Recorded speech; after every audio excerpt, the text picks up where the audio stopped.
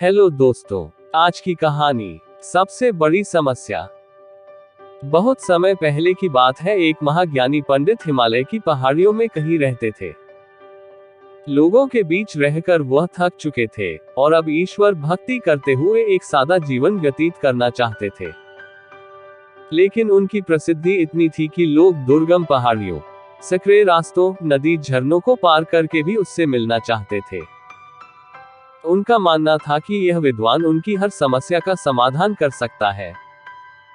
इस बार भी कुछ लोग ढूंढते हुए उसकी कुटिया तक आ पहुंचे। पंडित जी ने उन्हें इंतजार करने के लिए कहा। 3 दिन बीत गए, अब और भी कई लोग वहां पहुंच गए। जब लोगों के लिए जगह कम पड़ने लगी तब पंडित जी बोले, आज मैं आप सभी के प्रश्नों का उत्तर दूंगा, पर आपको वचन देना होगा कि यहाँ से जाने के बाद आप किसी और से इस स्थान के बारे में नहीं बताएंगे, ताकि आज के बाद मैं एकांत में रहकर अपनी साधना कर सकूं। चलिए अपनी समस्याएं बताइए।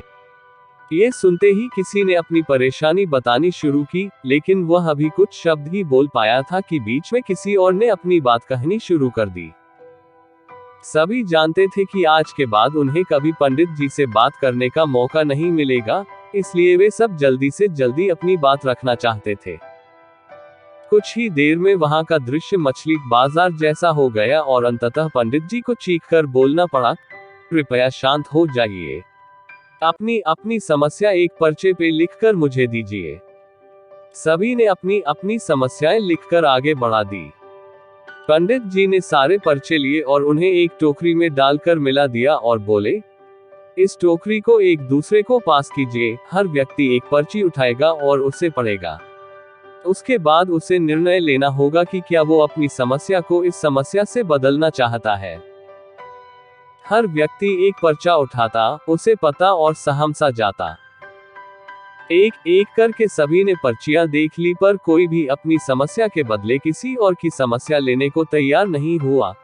सबका यही सोचना था कि उनकी अपनी समस्या चाहे कितनी ही बड़ी क्यों न हो, बाकी लोगों की समस्या जितनी गंभीर नहीं है। 2 घंटे बाद सभी अपनी अपनी पर्ची हाथ में लिए लौटने लगे। वे खुश थे कि उनकी समस्या उतनी बड़ी भी नहीं है जितना कि वे सोचते थे। फ्रेंड्स, ऐसा कौन होगा जिसकी लाइफ में एक भी प्रॉब्लम ना हो? हम सभी के जीवन में समस्याएं हैं। कोई अपनी हेल्थ से परेशान है तो कोई लैक ऑफ वेल्थ से।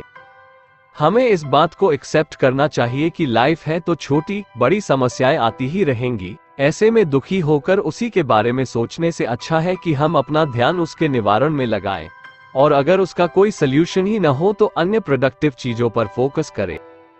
हमें लगता है कि सबसे बड़ी समस्या हमारी ही है, पर यकीन जानिए इस दुनिया में लोगों के पास इतनी बड़ी बड़ी प्रॉब्लम्स हैं कि हमारी तो उनके सामने कुछ भी नहीं। इसलिए ईश्वर ने जो भी दिया है उसके लिए थैंकफुल रहिए और एक खुशहाल जीवन जीने का प्रयास करिए। यदि आपको यह वीडियो अच्छी लगे तो वीडियो को लाइक करिए, और चैनल में यदि आप नए हैं तो चैनल को सब्सक्राइब करने के लिए मत भूलिए और बेल आइकॉन को दबा दीजिए तो आपको सभी वीडियो पहले मिले।